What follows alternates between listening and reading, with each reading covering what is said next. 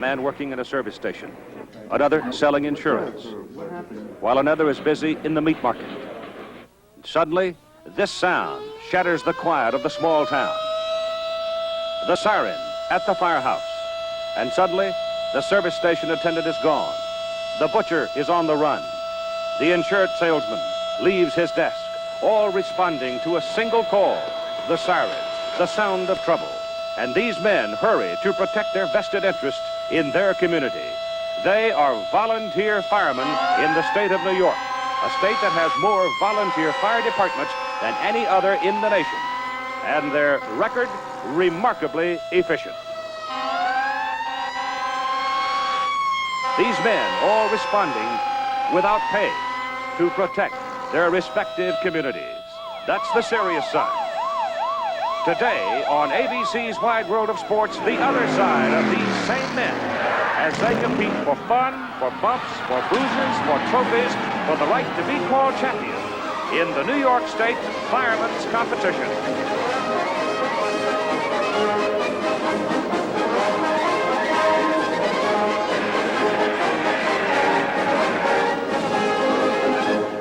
There have been many times in the history of ABC's Wide World of Sports where a lot of us haven't really believed what we have seen.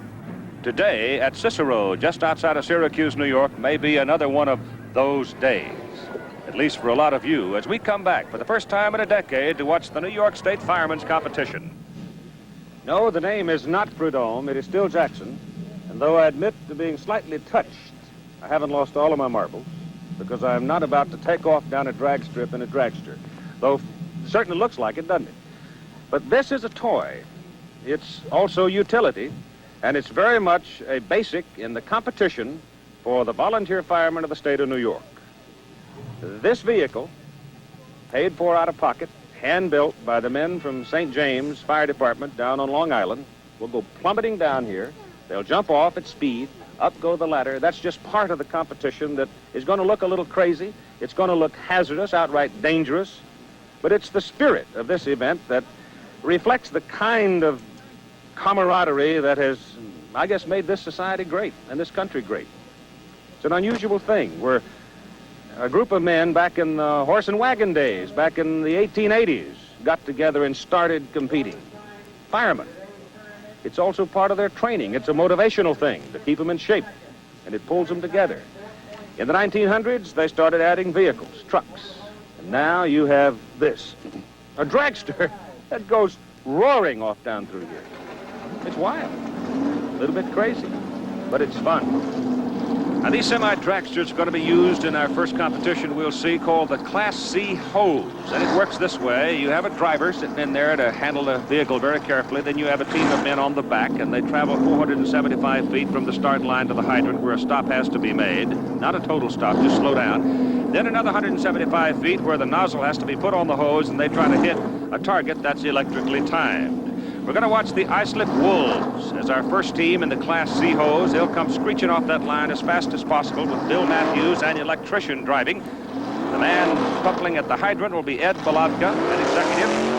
They're on their way with the nozzle man, Jack Kaysen, and the breaker, Mike McKenna. Here's the first stop, burning a lot of rubber. Only one man gets off. That's the coupler, Ed Balavka. He can't hang on. The hose jerks right out of his hands.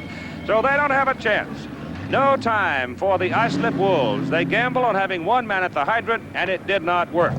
Ordinarily, you'll see two men at the hydrant, one handling the hose while the other one couples, and then two men down to break the hose and put the nozzle on. The driver here is Richard Schrieffer, Jr. He's a chauffeur by trade. Is that fair? Got him flying. Now, make the slow down here as smooth as possible. He slowed it very well. At the coupler, it is Gregory Besta Carpenter. Cannot get the hose on.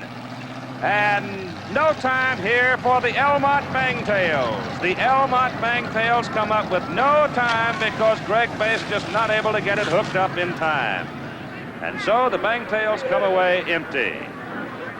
My goodness, tough luck. Total teamwork. Everything went well except the hose didn't go on the hydrant. Now back at the start line, the St. James Wildcats. They were the state champions in 1957, 66, 71, and 72. And you can see they have a fair crowd of partisans standing behind them, don't they? The man handling the nozzle here is Lynn Comfort. The man driving is Bill Coward. He's a truck driver by trade. The breaker is Fred Orth, the machinist. The man coupling at the hydrant will be John Collins, the medical student, and anchoring at the hydrant will be Leonard Bowe, an Air Force trainee.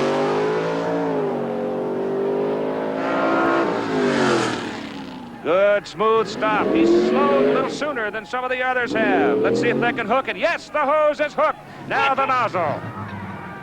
All right, not bad. They hit the target in 14.33 seconds, the St. James Wildcats. We'll have some more of this in just a moment. Here's where the water's coming from as we continue our coverage of the New York State Volunteer Firemen's Competition out of that tank through a pump truck into the hydrant. And we're continuing now with our C-Class hose competition where they're using these wild, crazy semi-dragster vehicles to come screeching down. And we look at one of the most unusual of all vehicles, Lindenhurst Snails, and they've got a six-wheeler driven by Doug Shivas, a metal fabricator who built it. They put that double wheel system on the back trying to get a little braking advantage, but so far it's resulted in a little fishtailing for them. So let's see what happens here for the Lindenhurst Snails. Oh, burned a lot of rubber. A couple of guys fall down at one end and then both go down at the other end. And the hydrant anchorman, Desi Desjardins, looked to me like he went down very, very hard. There'll be no time for the Lindenhurst Snails because the coupler, John Tanner, an electronic engineer, and the breaker, Tom Marino, a welder, just simply couldn't get it nailed down in time. Michael Francazuri also took a tumble on that. We see that little fishtailing, and the two guys came off the back. They just really couldn't get their balance, and then more fishtailing, and Desjardins went down very, very hard. But he seems to be all right as he limps away. So no time for the Lindenhurst Snails. Oh, that's a hard way to earn a trophy. A reminder, we've got one of the highlight collegiate football games of the year coming up right after ABC's Wide World of Sports from Los Angeles. The Crimson Tide of Alabama and the Southern California Trojans at 3:30 Eastern Time. Right now, let's concern ourselves with the West Carthage Hornets, ready to come off the starting line with Bob Miller, an electrician, doing the driving. Look at that vehicle. Tilt my hand, and here it comes.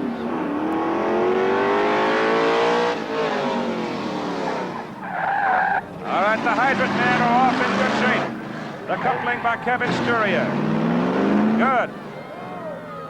The nozzle in place and the water hits the target in 15.06 seconds. So Bob Miller, Steve Miller, Larry Powell, Kevin Sturia, and Dave Rounds Jr. do their job. Okay. These people used to hold the record in the sea hose competition. About 15,000 people here watching at Cicero, New York, while we sweep away some of the excess water. And we'll have a look now at the Manhasset Lakeville Minutemen with Dennis Casey, a hospital orderly, ready to drive them. Wilhowski, Bukovinsky, Mastro, and Paradise, the team members from Manhasset Lakeville. The first stop, good shape.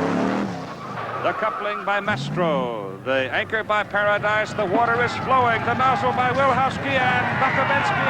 And it's 14.15 seconds for Manhasset Lakeville. Oh, the Minutemen did their thing, didn't they? That'll be worth another look, as Manhasset Lakeville handled it from the very beginning just exactly right. The slowdown for the hydrant and the coupling was smooth. Both of the men coming off the back were able to keep their balance and get to their target. The slowdown at the end of the hose was also smooth enough that both men were able to get in position. And by the time the water got there, the nozzle was in place. At 14.15 seconds, Manhasset Lakeville wins the Class C hose competition. Now, if you enjoyed this, stand by for the C ladder. You'll have a little trouble believing that. It's next. Our next event for the New York State Volunteer Firemen's Competition is the C ladder, actually a motor hook and ladder exercise. The C designation comes from the fact we're still using those semi-dragsters, and this is the doggonedest thing I've ever seen in my whole life. Jimmy Martino is going to be driving for the East Meadow Meadowlarks, and the idea is to come from the start just as fast as you can and then try to stop in the shortest space possible, using as little time as possible, stopping it so that the four men in the back can whip that ladder off. 25-foot long ladder going up to a 21-foot platform, and the climber in this particular team is Neil Rohde, a security supervisor. But the driver and the climber are so important. Here come the Meadowlarks.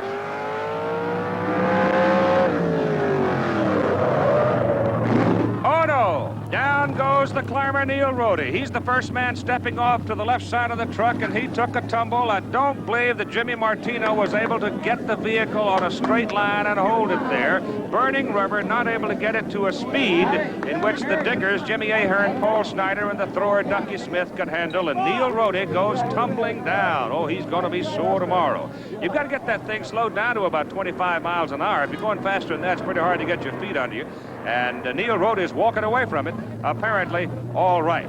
Next off the start line, the Central Islip Hobos, who set the state record for this event, 1976, at 9.25 seconds. The driver here is Henry Frank. The climber is Rick Mossinger. The thrower is Don Miller. Bill McCarthy and Charles Sucamani are the diggers, and here they come. Looks like a good stop. Down goes the ladder, up goes the climber, Rick Mossinger, and he's at the top, touching the top rung and stopping the clock as his hand comes in contact with it at 9.97 seconds. Well off the state record set last year by Central Islip, but still a good time, less than 10 seconds for that run. Now the West Sayville Flying Dutchman with Bob Mara doing the driving, Warren Horse doing the climbing, Rick Lee Manuel Gerisham the diggers, and the thrower is Bill Brady. And West Sayville, in case you don't know, that's down in the heart of the clam digging country on Long Island.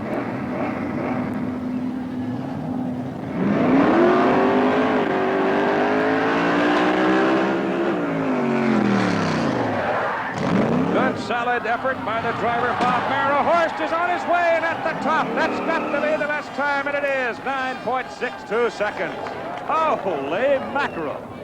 When the diggers, Shawm and Lee Manuel, stuffed those 2-inch spikes in the ground with the thrower, Bill Brady, giving that ladder a good ride as we see it in slow motion, watch Horst. He steps off the truck first. Now up goes the ladder. Now, as the spikes go into the ground, you see Horst, he's already on the third rung of the ladder before it reaches vertical position. So an outstanding effort by the West Sayville Flying Dutchman, 9.62 seconds. Now we're waiting for the Levittown Rebels, and Al Foley, who works for the telephone company, is going to be piloting a 1931 updated Ford Coupe. They rent it out on Saturday nights, whoever's got the heavy date. The climber is Willie Vollmer, a carpenter. Diggers are Kevin Kinsley, George Habermill, and the thrower is John Marodi, and here come the Rebels. Oh, that's a fast Ford, isn't it? Good solid stop, but the climber, Willie Vollmer, goes down. He may have stepped off just a little too soon. I don't know if that's the case. It seemed like the vehicle was going awfully fast when Willie Vollmer stepped off. And you know that he's proficient because he previously held 3 state records in ladder competition. He went down in a heap, rolled a complete flip, came up on his feet, and is walking away. So no time for the Levittown Rebels in the motor hook and ladder. Crowd reacting now as we get the word that the West Sayville Flying Dutchman are the champions in the sea ladder competition, and the man that really made news there was Warren Horst, the climber, 9.62 seconds. Well, we hope we've whetted your appetite with the New York State Volunteer Firemen's competition so far, and you'll come back and join us for more later, because we've got the motor hose with the big trucks and the famous Bucket Brigade yet to happen.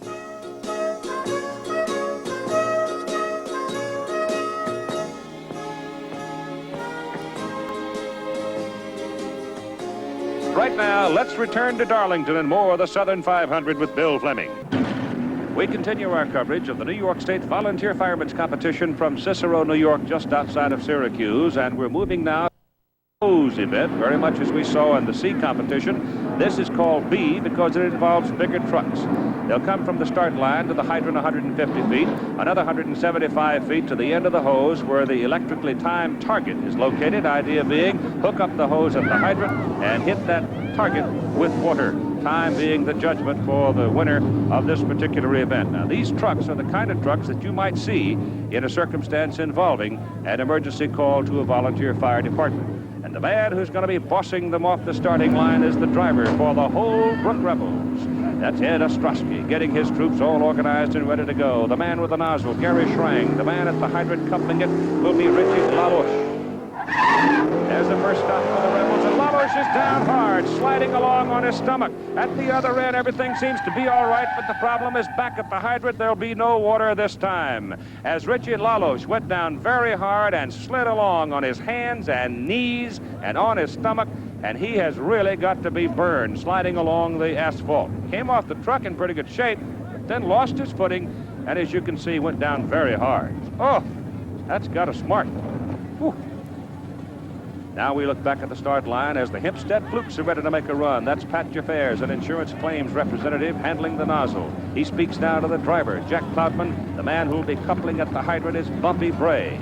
Hempstead Flukes have won this event over the last 2 years. Let's see if they can make it 3 in a row. Helping to anchor at the hydrant, Jim Cloudman. And the breaker at the nozzle end will be Ricky Smith. And here come the Flukes.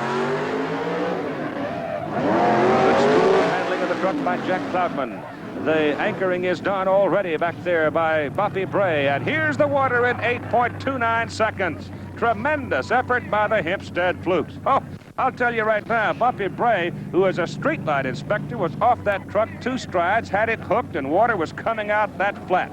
And so a great effort by the Hempstead Flukes trying to win their 3rd straight B-hose competition. Now, these are the Bayport Red Devils. They had a New Year's Eve party last year, passed the hat, raised the money to buy their truck. I don't know if that's fair or not, but anyway, here they come. Charlie Zickgrosser driving the truck. At the hydrant, it's Bob Riley, and the nozzle man, Jimmy Svensson, sliding along on his knees, and comes back to handle it all right in 9.74 seconds, and it's a good thing Jimmy Svensson had knee pads on, or he wouldn't have any hide left on his knees after that slide. So considering all things, a very good effort by the Bayport Red Devils. Now, let's look back to the fortunes of the Islip Wolves. We saw them earlier, didn't have any luck in the C class. Let's see what happens here in the B class. Same team, Bill Matthews driving. Ed Balavka will handle the coupling at the hydrant, and Jack Kaysen will be the nozzle man. Good effort there, and again, he can't handle it at the hydrant. Ed Balavka, who had the hose pop off the first time we saw him today, and the C-class competition has the same thing happen all over again. And Ed just flat dog disgusted with the whole thing. Going to have to go to get himself another coupling to handle that hose. Been a hard day for Ed. Going to have to take a moment now to sweep some of this loose water away. Let me remind you, we've got a great college football game coming up right after ABC's Wide World of Sports, except on the West Coast, the Crimson Tide of Alabama and the Trojans of Southern California. Now here are the Oyster Bay Teddy's boys waiting for their run with James Tolmie doing the driving, an electrician. Tommy Tolmie, a junior draftsman, will be at the hydrant. The man on the nozzle is George Bennett. First 2 men are off fine. The hose is stringing out well. There's your coupling. Oh, little mix-up at the nozzle end. George Bennett, the nozzler, and the hose breaker, Fink Managari, had a little bit of trouble getting themselves in position as they overran the end of the hose, 11.25 seconds. And a little bit of disgust reflected there by Tommy Tolmie. He had hoped for a little better effort. But that's the way it goes. It's all a matter of timing. Now, we're going to have a look at the Wyandanch Indians with Tom O'Hagan, the hospital labs technologist, at the wheel of the truck. The nozzle man is Glenn Hawkins. The breaker is Mike Kennedy. The man coupling at the hydrant, Steve Blasky, 17-year-old high school senior, the youngest man that we've run across in this competition so far today. Helping him at the hydrant to anchor will be mail clerk Warren Coppers.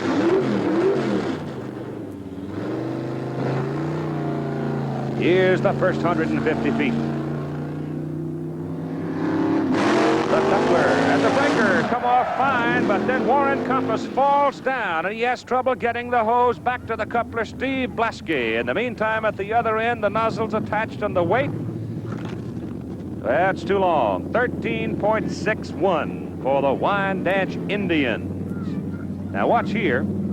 As the hydrant anchorman, Warren Compass, comes off the truck, falls down, and as he falls down, he sort of drags the coupler, Steve Blasky, down. Then they got to jerk the hose back to the hydrant, and by that time has done him in.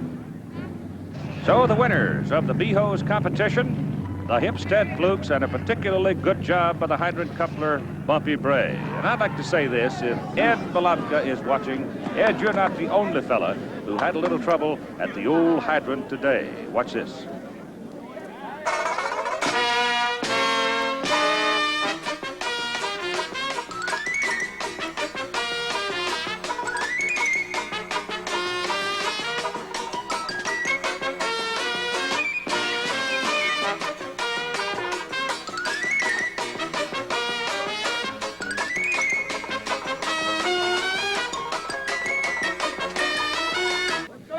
Well, the tub has been filled for the final event in our competition, and this is obvious testimony to the fact that mankind really doesn't have an ultimate belief in all of this modern technology. This is the bucket brigade, where you have a 12-man team, some of them running around in a circle passing buckets of water to a fellow at the bottom of the ladder.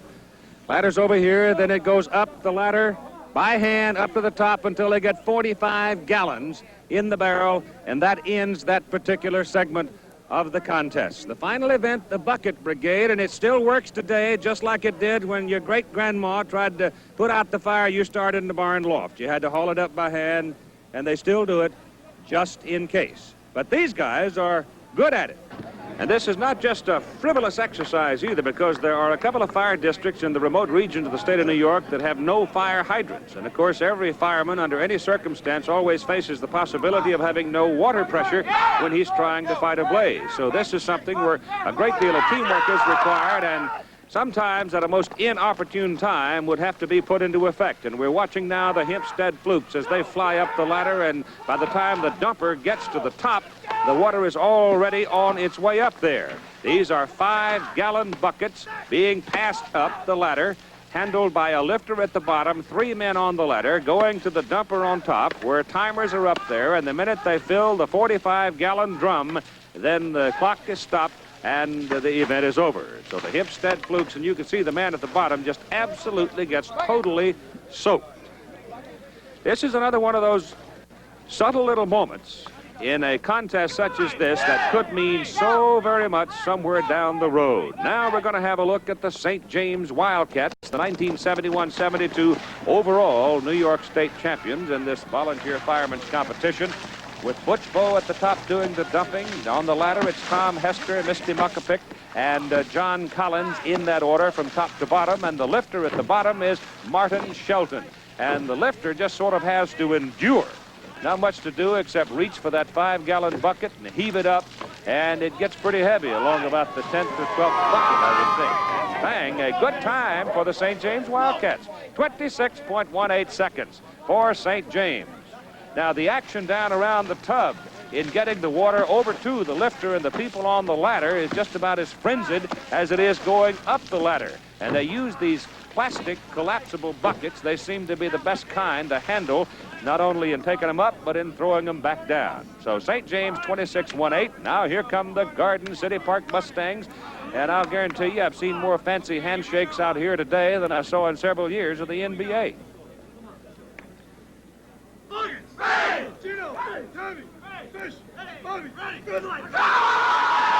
Here go the Mustangs. Up the ladder goes John Notzowitz. He's the dumper. Man at the top of the ladder will be Bob Longobardi. Man in the middle, Tom Fisher, a bartender. Bottom of the ladder, it's Gene Helensky, and the lifter is Tom Walsh. Also using the collapsible buckets as they go round and around down at the bottom. And you can see the agony building up on the lifter, Tom Walsh at the bottom. But old Tom just keeps on heaving, and he keeps on coming, and now it's full. 45 gallons, 21 feet in the air. Now everybody in the county is getting wet as the water is pouring down. There was a time when you had to use the old metal buckets, and it wasn't all that convenient. But as you can see, as we watch the Garden City Park Mustangs again, how quickly they ascend the ladder. The man on, by the time the dumper gets up there, the first bucket is there. And of course, that's the secret. And here's the time, 25.83 seconds for Garden City Park. So you can see the Mustangs did themselves a good job. After their cheer at the start, got themselves all psyched up, and away they flew to a very good time, 25.83. Now, the West Sayville Flying Dutchman, and we've got an assortment of helmets involved in this one, and the man who's going to be dumping at the top is Warren Horst. Remember him? He's the guy that literally flew up the ladder as we watch the ladder climbing. Here they go. Watch that horse. If you've ever seen a man fly up a ladder in your life, look at him go.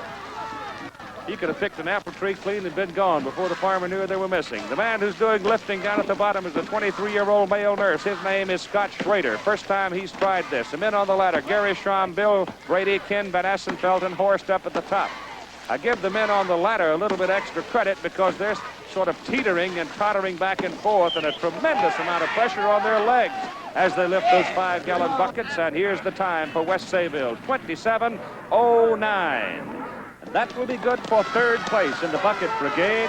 Garden City Park will finish at the top with a time of 25:83. St. James Wildcats in second place in the bucket brigade. But the overall state champions for 1977, a total of 8 competitive events, the West Sayville Flying Dutchmen. Well, it's been a heck of a day, a heck of a reflection of Americana to me, because these people have taken a necessary function in their respective communities and turned it into a competition, sort of a unifying activity, I guess, for the whole community. The thing that boggles my mind is they're risking life and limb out here for a trophy.